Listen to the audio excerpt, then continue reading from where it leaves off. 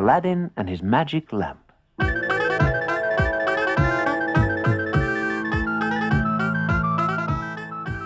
"Where is that lazy boy?" Aladdin's mother yelled as she looked up from her spinning. "There's not a scrap of food in the house, and here I am working all day long to keep a roof over our heads." Aladdin was in the bazaar on the other side of the town, drinking mint tea and chatting to his friends. Of all the boys in Baghdad, Aladdin was the naughtiest and the laziest. He never helped his widowed mother as he should, but spent his time getting up to mischief. "Hey, Aladdin!" called a friend. "It's your turn to buy the tea. Hurry up!" From his hiding place across the street, a dark stranger muttered to himself in triumph. "Aha! If that boy really is Aladdin, my long search is over." Standing in the shadows, he watched and waited. At last the merry band broke up, and as Aladdin rushed past, the stranger stepped out in front of him. "Aladdin!" he cried with false tears of joy in his eyes. "I'm your uncle Abanazar, home in Baghdad after many years of traveling. How pleased I am to see you." Now, this man was not Aladdin's uncle at all. He was really an evil magician. Long ago, while casting spells, he had learned that hidden in a cave near Baghdad was a lamp which could unleash the magic power of the mightiest genie in all the world. Unfortunately for Abanazar, only a very special boy could find the lamp. A boy called Aladdin. Aladdin was very excited when he took the magician home. He had never heard of an uncle, but the man was very convincing. Abanazar certainly hoodwinked Aladdin's mother, and his gifts of gold and pearls made her ready to believe anything. Next morning, Aladdin went for a walk with his uncle. Soon they left the city and wandered into the desert beyond. "Look here, my boy," said Abanazar gravely. "Your mother's getting old. It's time you learned a trade to support her." Aladdin's face fell. "What? Work all day? That was no fun."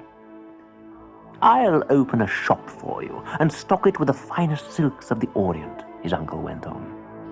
Now, this idea did appeal to Aladdin. He could just imagine how rich he would become. "You're right, uncle," he said, smiling. "I must settle down." Abanazar tried to hide his excitement. "If I'm going to help you, you must help me," he said. "Fetch some wood and light me a fire just here." And he marked a cross on the ground.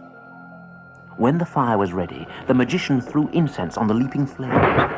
There was an enormous bang, and the whole earth trembled and opened at their feet.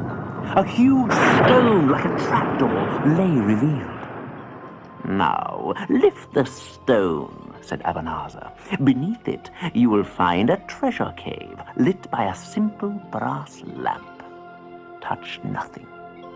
Just bring me the lamp. Do this for me, and I will give you everything I've promised." Aladdin took a deep breath and seized the stone.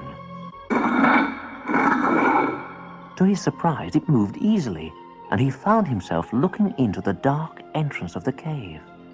With a last look at the magician, Aladdin disappeared through the opening and made his way straight to the lamp, as his uncle had told him. Not a sound could be heard in the eerie cavern. Not a breath of life flickered in the gloom. Aladdin took the lamp and hurried back to the entrance where Abanazar was waiting. "Give it to me!" yelled the magician excitedly. "Quickly, boy, or take what's coming to you!" When Aladdin didn't answer, the magician threw more incense onto the fire. The ground heaved and the stone rolled back, leaving Aladdin trapped in the cave.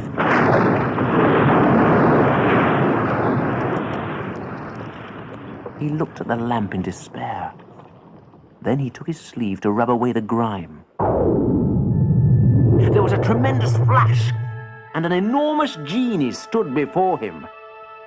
"I am the slave of the lamp and of all who hold it. What is your will, O master?" "Oh, take me home, O genie, to my mother and my friends, please." Your wish is my command. Boomed the genie, his voice echoing around the cavern. Before he knew where he was, Aladdin heard his mother's voice. "Is that you, son? Where have you been? You're never in when I need you." And Aladdin knew he was safely home and threw himself into his mother's arms. The years passed, and Aladdin grew into a young man. He gave up his lazy ways and worked hard to look after his mother. One day, as he was running an errand, Aladdin caught sight of the Sultan of Baghdad's daughter, the Princess Yasmin. She was walking in the palace gardens, laughing with her maids. Aladdin was spellbound by her beauty and instantly set his heart on marrying her. "But how can a man as poor as me ever be a princess's husband?" he asked sadly when he told his mother of his love. "Don't worry, son," she said. "With that genie's help, you'll soon be rich enough for any sultan." With one brisk rub of the lamp, Aladdin's mother called up the genie, and he did everything she asked immediately. The next day, Aladdin presented himself to the sultan, looking like the finest young prince in the land.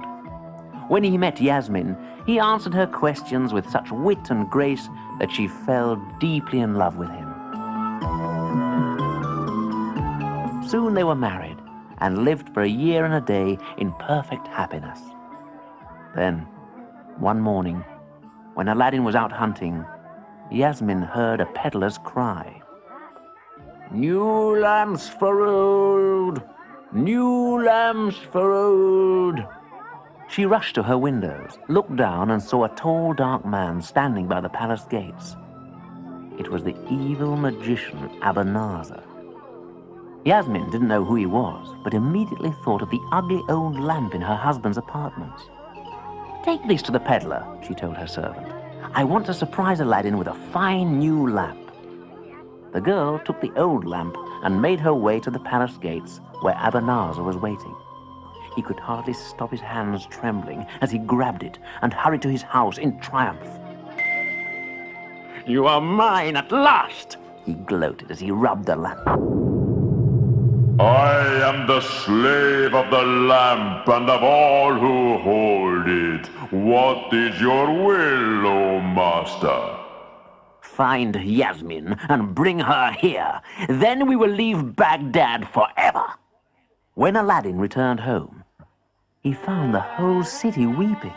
"Princess Yasmin has gone and no one can find her." Aladdin scoured the city for the peddler and his lamps, but he was nowhere to be found. Summoning his servants, Aladdin prepared for a long journey. He knew that Abanazar had duped his wife, and he vowed that he would search the world to find Yasmin. At last, in the midst of a lonely desert, he heard tell of a magician's lair. Aladdin had never seen such a dismal castle, and he almost wept to think of his wife as a prisoner there. Disguising himself as a holy man, he persuaded the servants to let him in. He asked to see Yasmin, and found her crying in a dark and gloomy room. "Oh, Aladdin," she said, embracing him and smiling through her tears, "I began to think I would never see you again." Aladdin took his beloved in his arms and comforted her. Then he hid and waited for the magician. He knew that he must kill this evil man to be rid of him forever. At last, Abanazar appeared. Aladdin stepped forward to block his path, sword in hand. "Prepare to defend yourself," the young man challenged. "Your hour has come."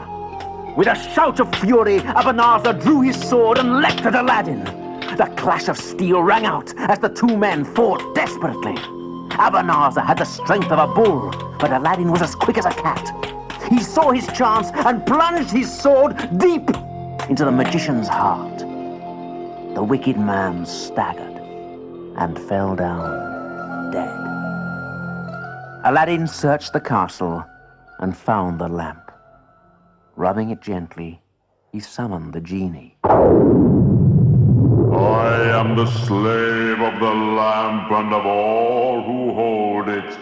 What is your will, O master? "Take us home, O genie," said Aladdin with a heartfelt cry. Your wish is my command. And the next moment, Aladdin and his beloved Yasmin were safely back in Baghdad, standing in their garden, the marble turrets of their palace rose pink in the setting sun. Aladdin's mother was waiting to welcome them. "Oh, you look after that lamp, Aladdin," she said. "You never know when it might come in handy." The next morning, Aladdin followed her advice and locked the lamp away forever, safe and sound. His beloved wife lived happily with him her whole life long and had no desire to surprise Aladdin with anything ever again.